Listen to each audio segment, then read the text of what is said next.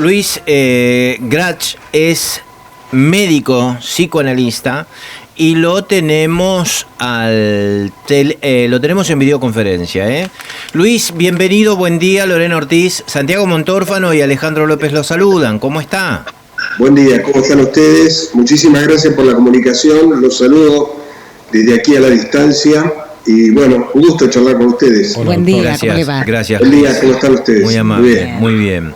Bueno, Luis, nosotros queríamos un poquito introducirnos en la problemática de nuestros niños y adolescentes con este récord de 100 días, casi 100 días de cuarentena, ¿no? ¿Qué impacto tienen, el impacto actual y lo que les puede dejar, digamos, las marcas que les puede dejar estos 100 días de encierro o más de 100 días de encierro?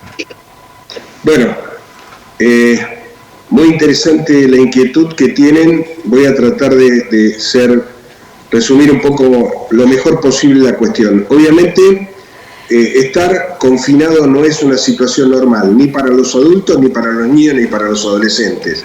Todos estamos habituados a disponer y a disfrutar de la libertad, entrar, salir, y por supuesto, no solamente estamos en una situación de confinamiento, sino que además estamos sometidos a una situación de ansiedad, de angustia y de temor proveniente de la potencial posibilidad de contagiarnos, de enfermarnos y incluso en determinado momento del ciclo vital de tener mucho más riesgos, incluso de poder morirnos. Por supuesto que estamos todos en la misma tormenta, pero no estamos todos en el mismo barco. No es el mismo barco el del niño, el del adolescente, el del adulto y el del anciano. ¿Cuál es la principal manifestación de la situación de confinamiento en los niños? Los niños, antiguamente se pensaba que los niños no se deprimían, que el niño, por una inmadurez desde el punto de vista intelectual y cognitivo, no se deprimía, pero hoy se descubrió que esto no es cierto. Hubo investigadores, psicoanalistas como René Spitz y John Bowlby que describieron la depresión en los niños. ¿Y cuándo un niño puede deprimirse? Por ejemplo, en situaciones como estas. ¿Cuáles son los síntomas que puede experimentar un niño? Bueno, el niño tiene lo que nosotros conocemos como una depresión enmascarada. El niño no dice, como el adulto, estoy deprimido, estoy angustiado, me siento frustrado. Eso es un lujo que nos podemos dar los adultos, los adolescentes, que tenemos una potencial posibilidad de expresar nuestras emociones. El niño expresa sus emociones enmascaradamente. Por ejemplo, tiene ciertos síntomas que son típicos y que es necesario conocerlos para hacer un diagnóstico. Habitualmente, lo que el niño hace es, una de las cosas que puede hacer es una regresión. ¿Qué quiere decir una regresión? Un niño que evolucionó en las etapas evolutivas puede hacer una regresión a etapas anteriores. Por ejemplo, un chico que ya controlaba esfínteres deja de controlar esfínteres, un chico que empezó a hablar o que empezó a aprender determinadas cosas en el colegio, el aislamiento del ámbito escolar, que es el ámbito natural del niño de estar con pares, puede hacer que el chico pierda algunas de esas adquisiciones que, por supuesto, después espontáneamente las recupera. Eso tiene que ver con el fenómeno de la regresión. La depresión se expresa con problemas del sueño. El niño puede tener insomnio.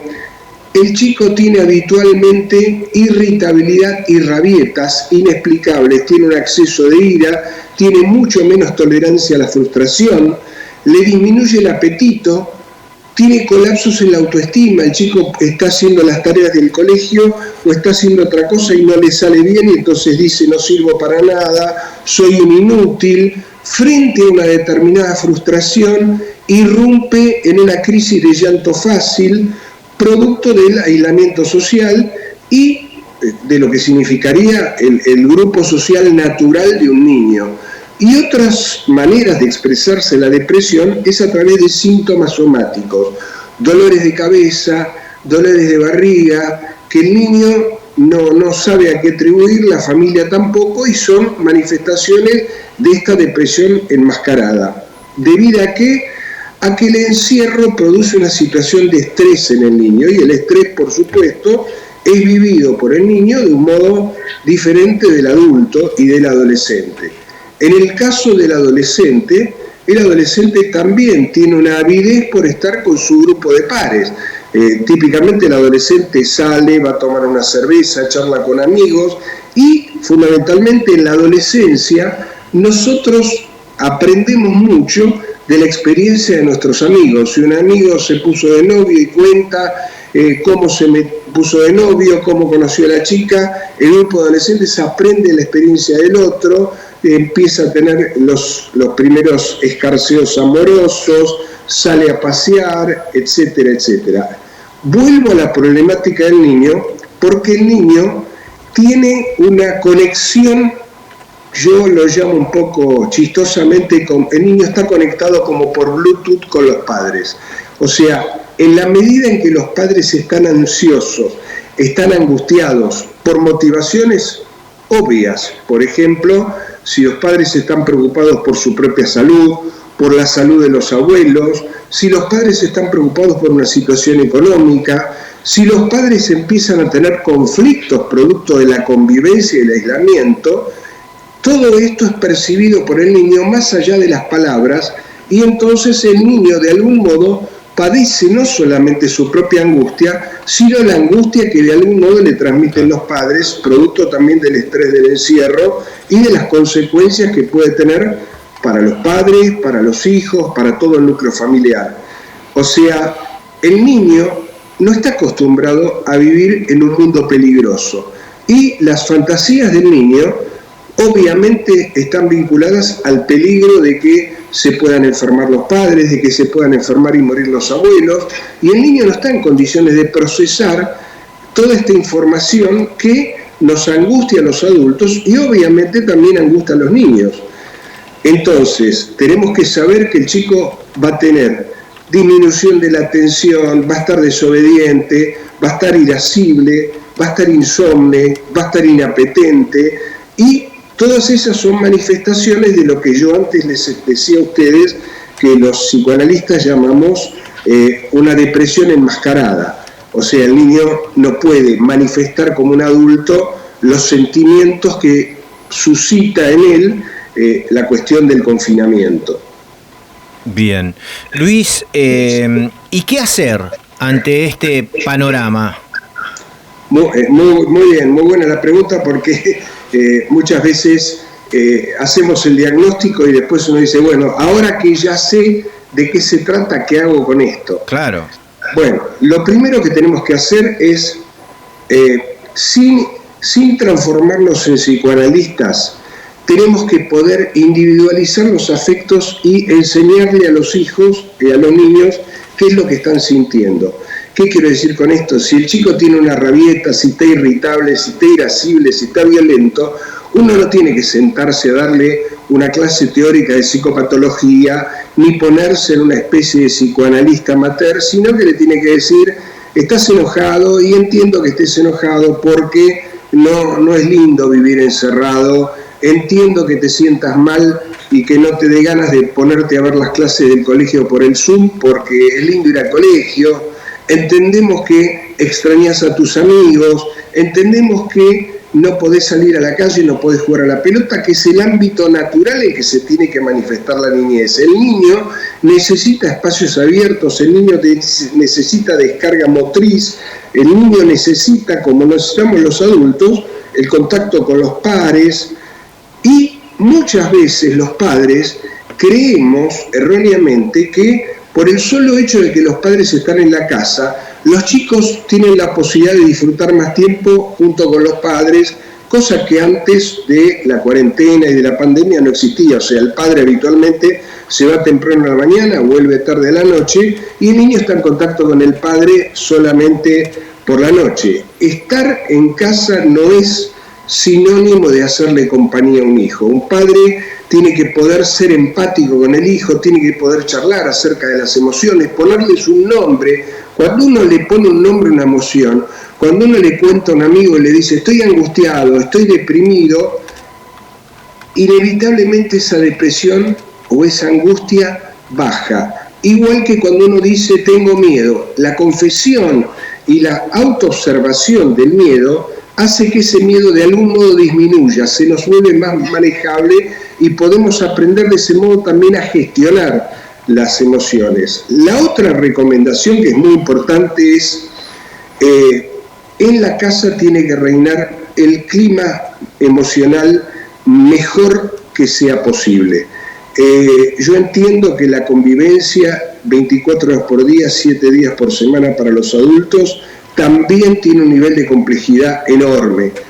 Si yo vivo con mi esposa y entonces tenemos una discusión, por más niña que sea, me voy a trabajar, a la hora que regresé ya me olvidé de los motivos de la discusión, ya los dos estamos de alguna manera acomodados emocionalmente nuevamente. La convivencia hace que las pequeñas discusiones, el niño es testigo de esto, y entonces mi recomendación es que los padres tienen que exagerar en el buen trato mutuo, es decir, hay que tratarse especialmente bien, especialmente cariñosamente, pedir las cosas por favor, no exasperarse, porque no nos tenemos que olvidar que los padres somos todo el tiempo una figura de identificación de los hijos. Los hijos nos copian en todo, por eso los psicoanalistas decimos que los hijos son un síntoma de los padres, y habitualmente en la niñez el niño se identifica directamente, el niño quiere ser como el padre. En la adolescencia, generalmente, para romper el ligamen fuerte que tuvimos con nuestros padres, habitualmente recurrimos a la identificación por la negativa, somos lo contrario de nuestro padre. Si mi padre es derecha, yo me hago revolucionario, y viceversa. Si mi padre piensa que determinada cosa es la correcta, el adolescente necesita durante un tiempo, para independizarse de los padres, opinar lo contrario. Y si en el caso de tener hijos adolescentes, los padres tienen que ser contemporizadores, tienen que entender esto, tienen que tratarse bien entre ellos y tratar bien al hijo. Y yo digo que en ese punto hay una fórmula que yo diría que es casi infalible. Tenemos que hacer una elección en la vida de pareja y en la vida familiar. Los padres tienen que decidir entre llevarse bien o tener razón. ¿Qué quiere decir esto? Si yo estoy conviviendo con alguien y elijo llevarme bien, voy a deponer mi ego y voy a tratar de empatizar con el otro, y el otro de algún modo tiene que hacer lo mismo conmigo, y eso va a generar un clima de armonía.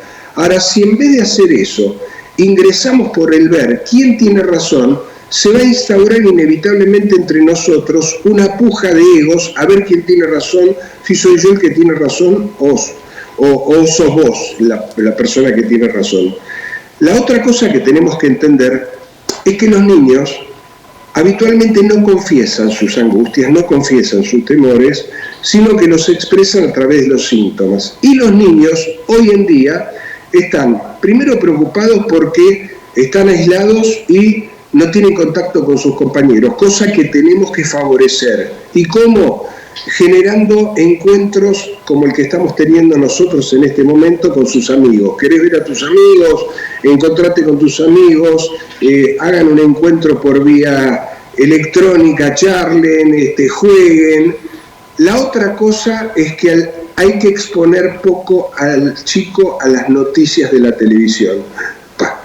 Para un adulto, lo primero que nosotros pensamos siempre es cuánta gente se murió, cuántos infectados y cuántos muertos, porque uno inevitablemente tiene el horror de formar parte de ese grupo humano que tuvo la desafortunada experiencia de contagiarse, de enfermarse, de complicarse y de morirse. Los niños no pueden procesar esta información, entonces hay que mantenerlos al margen de esa información cotidiana, porque el chico no tiene miedo de morirse él, pero tiene miedo de que se mueran los padres, claro. Tiene miedo de que se mueran los abuelos, también eso es una cuestión importante. Es importante que el chico vea a los abuelos también a través de los medios electrónicos, que hable por teléfono con los abuelos, que pueda tener un cierto contacto con ellos. Y es interesante ver hasta qué punto muchas veces los adultos tenemos la irracionalidad, que nos preocupamos más por sacar a pasear al perro que por sacar a caminar al niño, a que dé una vuelta a manzana, a que vaya a un parque un día de sol, un día lindo, porque eso forma parte de la salud física y de la salud mental de los niños. El riesgo que corremos todos es, existe una cantidad de circunstancias inherentes a los diferentes momentos que tenemos que atravesar. Durante el confinamiento podemos tener lo que se llama el síndrome de la cabaña, los niños y los adultos. En este síndrome de la cabaña hay una determinada sintomatología que es, este cuadro se describió cuando los buscadores de oro en el norte de los Estados Unidos o en Canadá construían pequeñas cabañas y durante el día buscaban oro, se encerraban en la cabaña de noche y cuando venía una gran nevada, de pronto pasaban varios días y no podían salir. Cuando estaban muchos días confinados, estas personas empezaban a tener trastornos del sueño, irritabilidad, desconfianza de los compañeros que estaban con ellos y muchas veces sentían el impulso irresistible de salir, huir de la cabaña, aún a pesar de los riesgos de las condiciones climáticas. Fíjense hasta qué punto el confinamiento afecta a los adultos y por supuesto a los niños. Los niños son, padecen la angustia de los padres, la angustia vinculada al aislamiento social, a la desconexión de la cosa escolar, y una de las recomendaciones también que yo quería hacer es que los chicos tienen que tener cierto orden en el día, tienen que tener un mínimo cronograma, si van a hacer los deberes, si van a estudiar determinadas horas para el colegio. En ese punto yo creo que hay que ser bastante elástico, hay que tratar de que el chico tenga su rutina, pero si no lo quiere hacer, si no lo puede hacer, hay que poder ser más flexible y no hay que pensar que el año 2020 va a ser el año paradigmático en cuanto a la formación intelectual ni de los niños, ni de los adolescentes, ni de los universitarios. Todo lo que el niño no pueda aprender este año, lo va a aprender el año próximo, porque uno de los síntomas de la depresión infantil también es un trastorno por el cual disminuye la atención. El aprendizaje se ve afectado porque el niño deprimido no puede sostener mucho la atención porque está preocupado por otros temas y entonces su capacidad de sostener la atención se ve disminuida. Creo que el niño, por supuesto, en la medida en que el contexto social lo permite y las autoridades sanitarias lo permiten, el chico tiene que salir a la calle, es una persona que está mucho menos expuesta, la casuística es bajísima de niños que se enferman, no se mueren los niños de COVID. Lo que pasa es que en las virosis se establece una puja entre el agente infeccioso, el virus, y el sistema inmunitario de cada individuo. Y el sistema inmunitario es como si fuera el ejército que tenemos nosotros. No es lo mismo tener soldados jóvenes, fuertes, vigorosos, que tener soldados débiles. Por lo tanto, por ese motivo, la enfermedad es mucho más riesgosa en personas de edad porque su sistema inmunitario está debilitado, sobre todo si tiene enfermedades concurrentes, comorbilidades.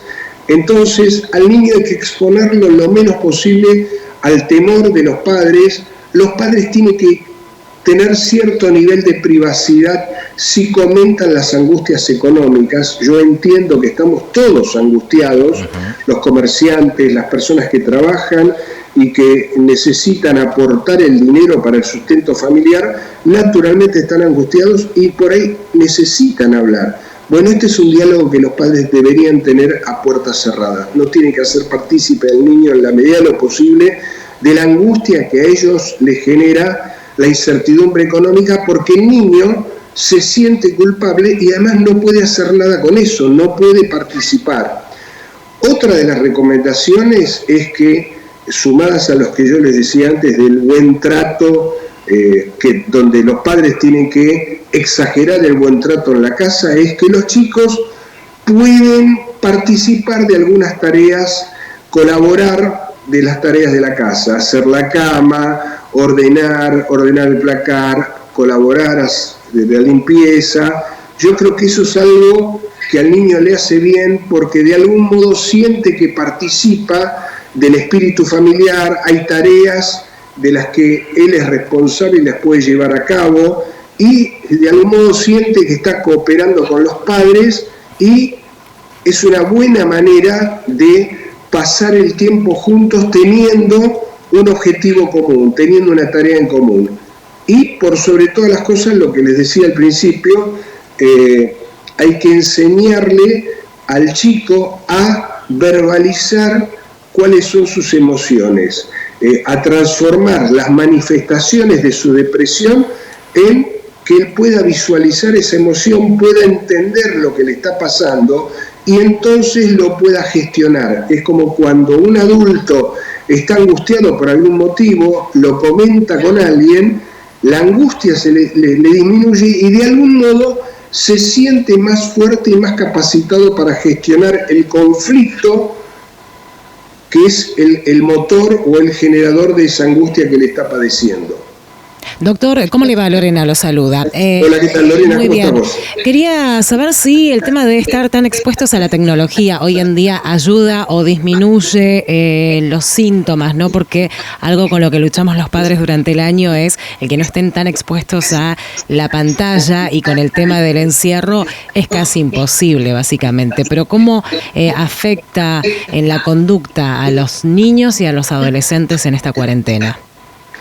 Muy buena tu pregunta. Yo creo que muchas veces los psicoanalistas tenemos una opinión negativa respecto a la tecnología. Yo en ese sentido lo considero, tenemos el mismo beneficio que tuvo antiguamente la humanidad con el surgimiento de la imprenta. Gracias a Gutenberg pudimos leer libros, y gracias a la tecnología en este preciso instante yo puedo estar hablando y viéndonos a tantos kilómetros de distancia. O sea que bien empleada la tecnología es utilísima. Hoy es inconcebible pensar que alguien esté al margen de la tecnología, pero una cosa es el uso y otra cosa es el abuso de cualquier medio tecnológico. Yo creo que un chico tiene que utilizar la tecnología hoy en día para tener clases, para asistir a clases.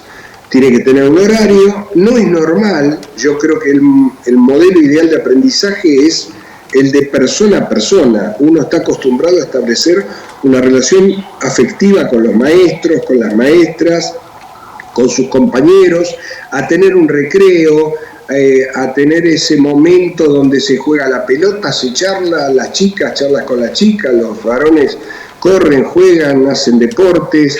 Yo creo que hay que pautarle horarios a los chicos para que usen la computadora, para que se comuniquen con sus amigos. Eso hay que estimularlo incluso. Hay chicos que de pronto, con el confinamiento, exacerban un poco el aislamiento social. Y entonces los padres de pronto tienen que poder decirle, ¿por qué no te encontrás con tus amigos? Si un chico cumple años, también tiene que poder hacer una celebración de su cumpleaños por métodos tecnológicos. Tiene que hacer un Zoom donde convoque a todos sus amigos le hagan carteles con dedicatoria, feliz cumpleaños, puedan dialogar, charlar, disfrazarse, escuchar música juntos. Lo que es negativo es que un chico se pase largas horas del día jugando con los jueguitos, el famoso Fortnite u otros, porque eso muchas veces estimula y exacerba los trastornos del sueño. Lo mismo pasa en cierto modo con los adultos. Los adultos habitualmente tenemos la mala práctica de tener el televisor en el dormitorio. Ver televisión estimula la corteza cerebral, nos produce somnolencia, pero no dormimos profunda y relajadamente como si leemos un libro relajadamente antes de dormir. Entonces, yo creo que los chicos tienen que tener acceso a la computadora, tienen que tener acceso a las tabletas, tienen que jugar determinada cantidad de horas, los padres se lo tienen que pautar, porque eso es una manera de integrarse socialmente, es una manera de hablar con los amigos y de reemplazar esa necesidad lúdica que un chico tiene que ejercer normalmente en la calle, en una plaza, en el colegio, por esta actividad lúdica que no es lo mismo porque no hay una descarga motora, no se pueden establecer como contacto físico y la interacción humana, que es lo más preciado del ser humano. El ser humano es gregario y social por naturaleza. Yo creo que hay que ponerle horarios y hay que dejarle a los chicos que usen la computadora quizás un periodo de tiempo un poquito mayor que el que normalmente lo usan todos los días cuando van al colegio. No hay que ser, a mi modo de entender, excesivamente ni permisivos ni excesivamente rígidos en ese sentido.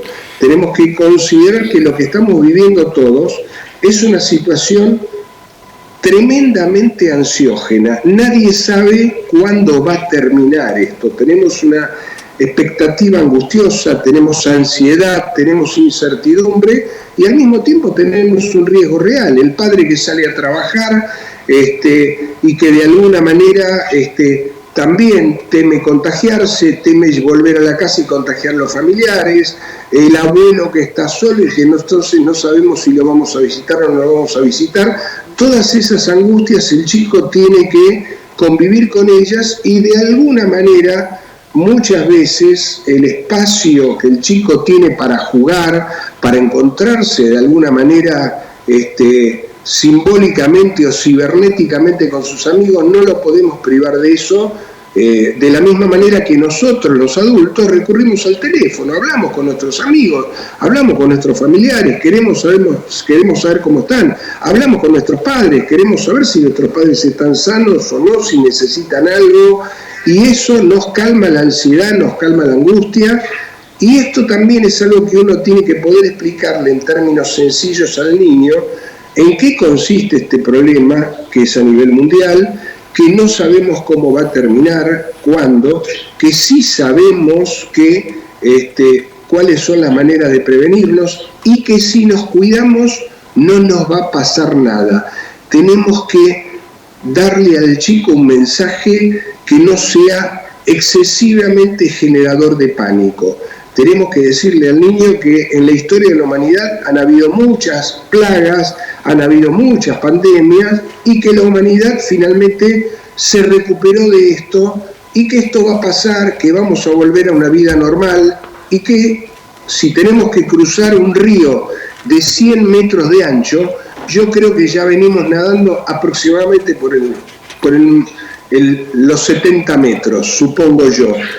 Yo como médico tengo la expectativa y la ilusión de que esto nos falte poco tiempo y que tenemos que tener lo que yo llamo un miedo responsable. No tenemos que ser ni irresponsables ni caer en el pánico y la angustia, porque cuando eso nos pasa, se lo estamos transmitiendo a nuestros hijos. Los actos de irresponsabilidad que los padres cometemos es como que les estamos enseñando a los hijos a transgredir las leyes, a ser irresponsables, y después cuando estos chicos son adultos hacen lo mismo.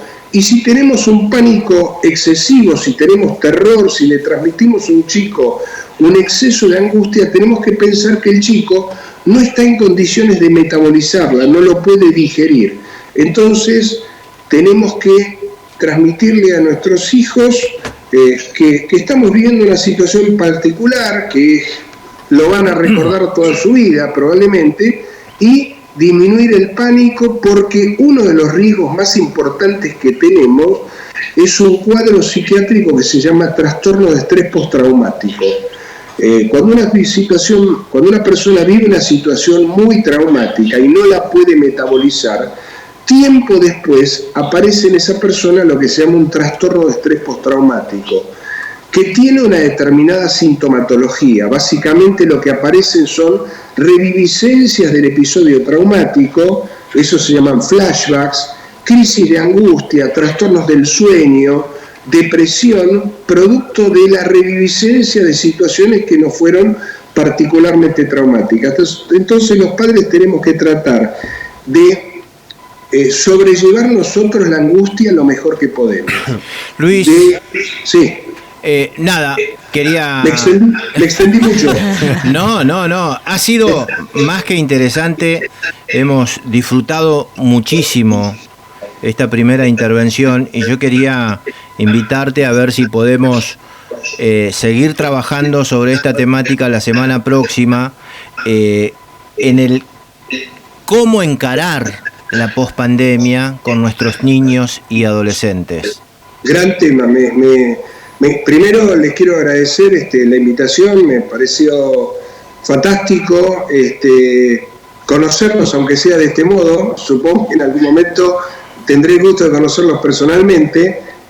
Les agradezco desde ya la invitación y sí, estoy comprometido el miércoles próximo. Miércoles próximo, a esta misma hora, sí, a la misma hora, en el mismo lugar. 8:40, sí señor. Bueno, nos volveremos a encontrar, les agradezco enormemente y les pido un favor. Sí. Si me extiendo mucho con las respuestas, interrúmpanme, pregúntenme y si ustedes reciben preguntas de personas, me encantaría que me las hicieran llegar porque realmente es el pequeño aporte que yo siento que puedo hacer para la gente en retribución de lo que fue para mí la gran oportunidad de poder estudiar en la universidad pública. Así que les agradezco enormemente la invitación, fue un gusto charlar con ustedes y la seguimos el miércoles próximo. El miércoles estamos nuevamente juntos. Un fuerte abrazo y ha sido un placer tenerte aquí. Lo mismo para ustedes, un gran abrazo. Gracias. Adiós.